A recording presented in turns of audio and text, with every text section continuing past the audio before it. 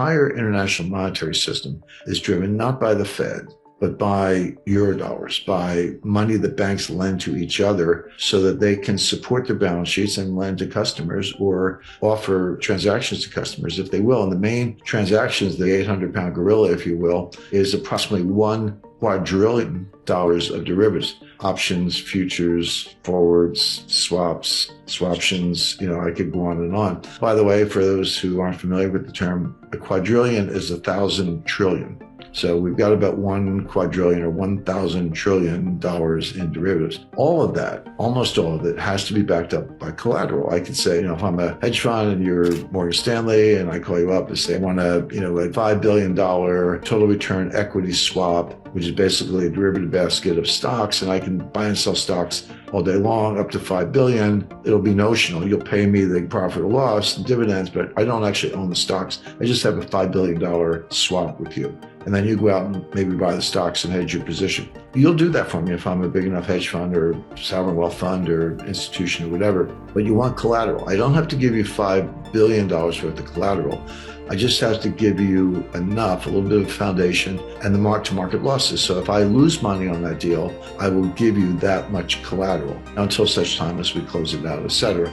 So collateral is the key to the whole quadrillion-dollar structure I described. What can be collateral? Well, basically securities. But we're in a stage now where banks and hedge funds and others are becoming suspicious or nervous about each other's credit. And these are the early signs of a global liquidity crisis, which is different than a recession and different than called a plain vanilla financial crisis. The liquidity crisis, is when you get ready to turn off the lights. So what's good collateral? Well, it used to be a lot of things, but today banks are saying to each other or to their clients, we don't want your corporates, we don't want your stupid mortgages. We don't even want treasury notes that are past 2 years. We want treasury notes maybe with a haircut or 6-month bills, 4-week bills, 30-day bills, the best, absolute best, most liquid form of collateral.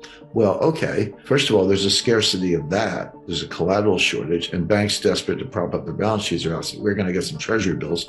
And they're bidding for them at prices that produce yields to maturity lower than what the Fed will give you for free. So if I'm a bank and I can call the Fed and the Fed will give me some treasury bills and I give them cash under an agreement to unwind that, and the interest rate on the cash is whatever, why would I go out in the market and bid on a treasury bill that pays me less than what the Fed will give me for a phone call?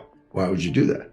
The answer is you need the bill. In other words, you don't need an expanded balance sheet. You don't need more credit at the Fed. You need that bill to pledge as collateral on this quadrillion dollars of derivatives. And that's what's happening. So how do I get a bill if I'm Deutsche Bank or Credit Suisse or UBS or Unicredit or Barclays or anybody else? I need dollars. The bills are denominated in dollars. So if I want to buy them, I got to get some dollars. So there's this huge bid for dollars that can be used to buy the treasury securities, to pledge as collateral, to prop up the balance sheet. And that's what's going on behind the curtain. That's the plumbing. That's why the dollar is strong, even though everything about the U.S. economy is weak, meaning recession, long-term depression, deficits, trade deficits, political dysfunction, borderline civil war. It's all bad. But if I'm Deutsche Bank, I need those dollars to buy treasury bills to prop up my balance sheet. The dollar is divorced from the fundamentals that generally back up fiat currency. Correct. Completely divorced. You can say it has been since 1971. But with good management, with Henry Kissinger and the petrodollar deal, and James Baker with the Plaza Accord and the Louvre Accord, Alan Greenspan, the Maestro, and all that, and good growth during the 90s, with everything at Bill Clinton. We had the longest, strongest expansions in U.S. history. That's the kind of the good news. On very low inflation, I haven't really seen much inflation until recently. The past year is different, but to 2021, there just wasn't a lot of inflation. In fact, they were a little bit about deflation. So yeah, all of a sudden, confidence in the dollar, which was maintained, notwithstanding the absence of the gold standard, is, one would think, starting to erode, except if you can't get it, or you can't get it at a price, or the dollar gets too strong, et cetera, or the yields get negative, et cetera, et cetera. What happens is, and this is happening, the banks are reducing their balance sheets. And it's just a matter of time, in my view, not guaranteed, but one could see a situation where suddenly some major player goes bankrupt. They can't meet a collateral call, or a bank gets in distress, or there's a run on the bank. Now we're back to 2008. This wouldn't look like 2020. This would look like 2008, except worse. energy shortages because of the Biden energy policy, empty shelves, supply chain breakdowns, bottlenecks at the Port of Los Angeles, not enough truck drivers, higher fuel prices get passed along. Everything arrives by truck. At the end of the day, it could come by boat or train, but somewhere in that delivery transportation channels, there's a truck and they run on diesel. And when the price of diesel goes up, the price of everything in the truck goes up because you got to factor the delivery costs into the cost at the counter. That's kind of what's going on from the supply side. Demand side inflation, what's called demand pull inflation, is mostly psychological. And those consumers get it in their heads that prices are going up for whatever reason. Maybe they actually are going up and they extrapolate from that, or they have other reasons for believing that. And so what they do is they pull demand forward. And I lived through this in the 70s. This was what was happening in the 1970s. You want to buy a refrigerator or a car or a new suit or clothes or anything. And you go, you know what? I better go buy it now, right now, because it's going to be, if I wait 3 months or 6 months, it's going to be a lot more expensive. So you do, but what you're doing, you're pulling all that demand forward and it feeds on itself. Prices are going up because there's more demand, possibly combined with supply shocks. And then when the prices go up, it validates the narrative. It's like, oh, see, I told you, prices went up, better go buy more. And it just feeds on itself.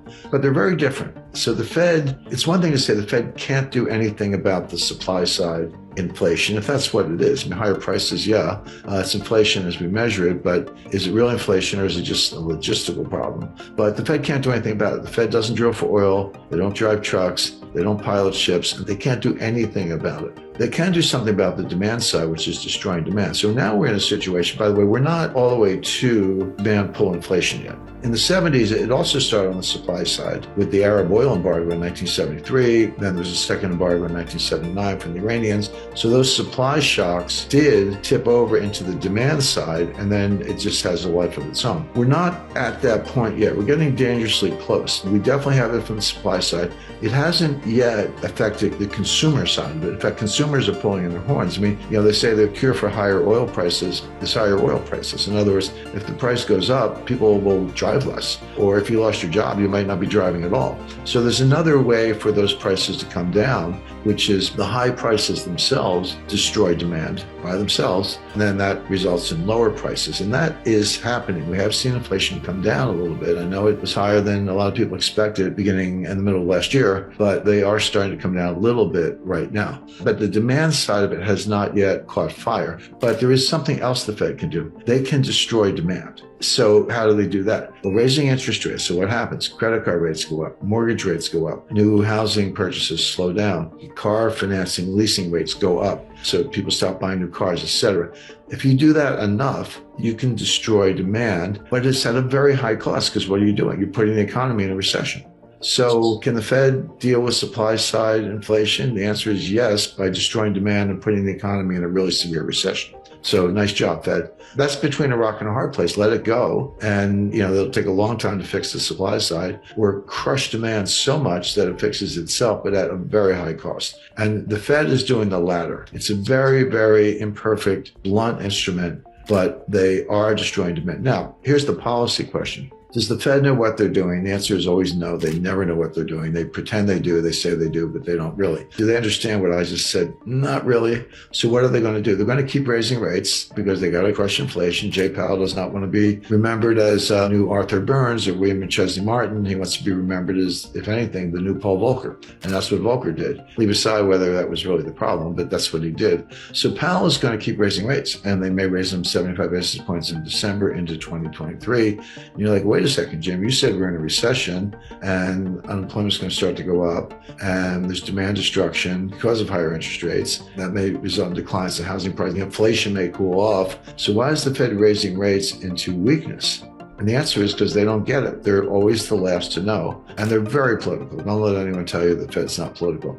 So here we have the situation where the inflation is coming from the supply side. Fed can't do much about it. They can destroy demand, but that'll throw us into a recession. So why are you raising rates into what may be both a coming recession and a global liquidity crisis, which we just talked about? The answer is that's crazy. You shouldn't do it, but it's the Fed and they probably will.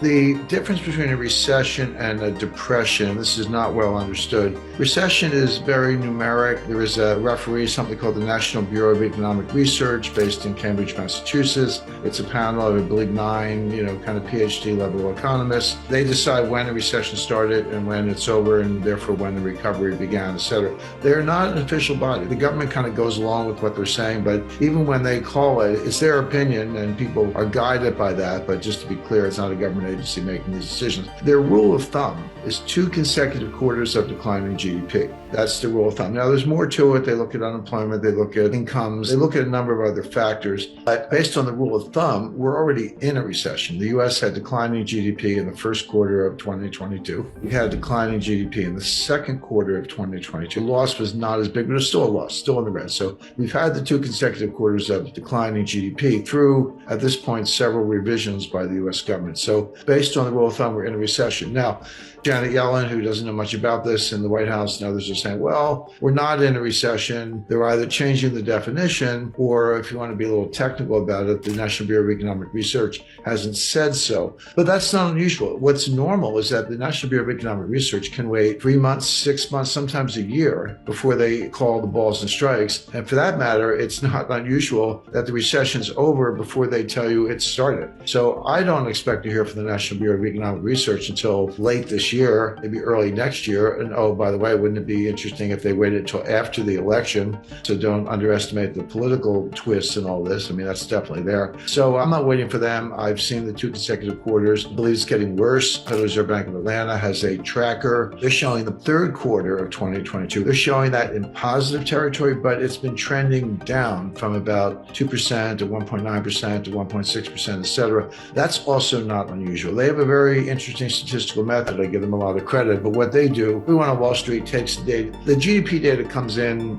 some of it weekly, monthly, quarterly, whatever, and you got to get all the data before you make a final call. So what Wall Street does, they take the data they've got and they extrapolate. They say, well, based on regressions and correlations, et cetera, we think it's going to end up like this. And they're usually wrong. Atlanta Fed does something different. They take the data you've got, instead of extrapolating it, they say, well, what if this is all we had? What if this was the only data we had? And without guessing as to the unfilled pieces of the jigsaw puzzle, we'll give an estimate based on what we know. And that's what they do. But one of the results of that is the estimate, again, it's a rigorous method, the estimate tends to decline over time, because if you're in a recession and it's getting worse, by definition, the bad pieces are going to come in later in the quarter. So we saw this in the second quarter. They started positive and ended up negative. They started positive in the third quarter. It's trending down. We'll see where it ends up. I don't have to call it the third quarter, but it wouldn't surprise me if we're seeing the recession continue into the third quarter, even as the National Bureau of Economic Research is to make up their minds. So in my view, we're in a recession, but there's no, again, just to be clear, we all have our views. There's no government agency saying who's right or wrong. They don't do that. Depression is completely different.